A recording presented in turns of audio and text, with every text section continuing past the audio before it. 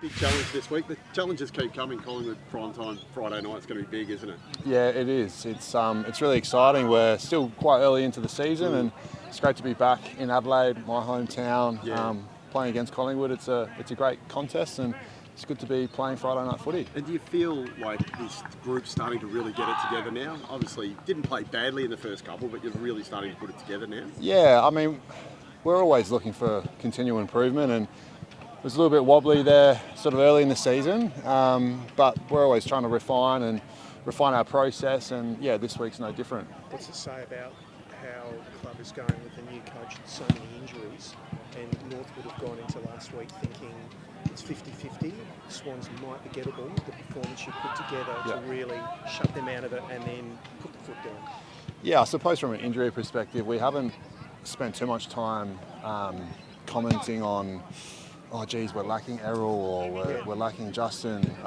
We've had a really strong squad mentality, and Coxie and the leadership group are doing a fantastic job of just galvanising the team. And you can hear just like that's Sam Wicks in the background. How good's he been? I mean, he's a player that's we've celebrated internally his role change and just the energy. That's what we want to play with and we want to bring. Have you learnt more about the group? Do you think coaches as well, but from that sense, there's so many fresh faces, young guys who really get the chance. Yeah, there is, and Riley Blyce is another one who's just burst onto the scene.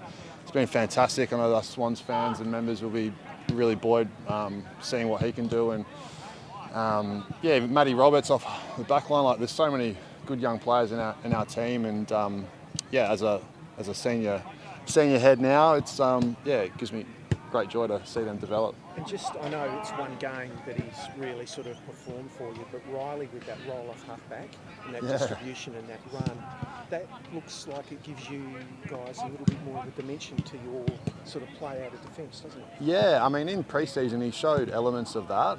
Obviously we can see the offensive side of his game is there, but to be able to see it at AFL level 3 games in, it's just so damaging. It's like a Nick Blakey 2.0, which is incredible to be able to have that calibre of talent, be able to come into our team, and it's a shout out to our recruiting staff and what they've been able to do, because he's a real talent, and offensively but also defensively he's playing his role and shutting down good offensive players as well.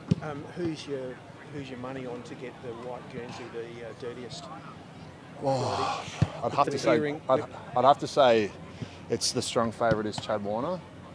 Okay. Chad Warner, because he's been known to leave his boots behind. He packs very, very light, so it just says to me that at times he's not all there. So I don't know. The proof will be in the pudding. We were thinking more about who was going to get down and dirty more at the game. Okay. James Rowbottom was apparently the clubhouse. Well, we know what James Rowbottom brings. You know Darcy Cameron really well. You know a lot about his game. Has he evolved even more that you've seen over the past? Yeah, definitely. 12 months? Sorry, I'm hitting mine. He's turned into a great player. All Australian squad last year, and I'm wrapped for him. Just the career he's carved out, premiership player now, and he's a real quality opposition. How pleasing was last weekend for you, given what Cherry have done to Max Gorn the last time they played at Marvel, and your performance in that game is pretty critical to how well the Swans were able to get out of the centre when you did put your foot down? Yeah, I mean, it's a bit of an open question, so can you... Well, it just was noticeable, just given what Cherry had done 2 weeks earlier. Yeah, you would have taken pretty big note of that. Yeah, you must have been pleased. The competition now, it's so good.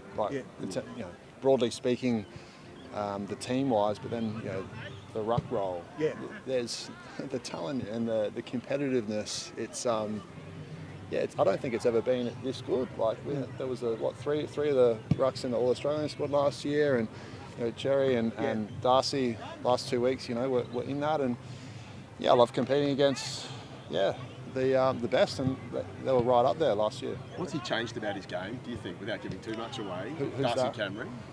I don't think too much. He's always been a great aerial player, and I think he's just built a lot of confidence. And yeah, he's that number one guy there at the Pies, and full credit to him. A bit of commentary during the week about Nick Dacos and James Jordan.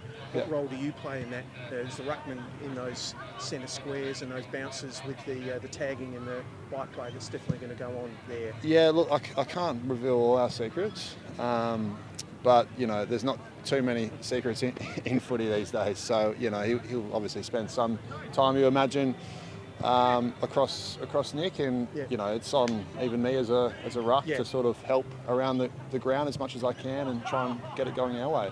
I know you got to focus on one game, but there's another game on Sunday night that you had a slight bit to do with, an Instagram post, Hawthorn and Port Adelaide. Okay, yeah.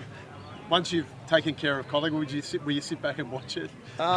You inadvertently got dragged into something. I'll that you be, mate. didn't- No, we'll be back up in the beaches up in Sydney by then, and Yeah. so I'll be football mode off, Yeah. and I'll be putting my feet up.